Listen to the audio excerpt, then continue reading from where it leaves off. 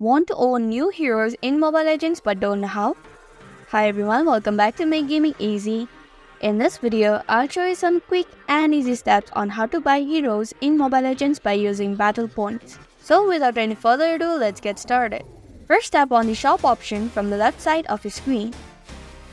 Then select heroes from the left side of your screen.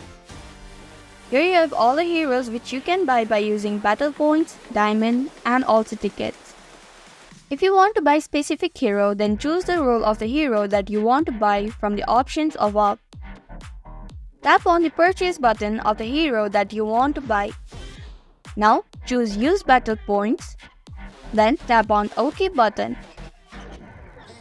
And that's how you can buy heroes in Mobile Legends using battle points. Thank you for watching Make Gaming Easy.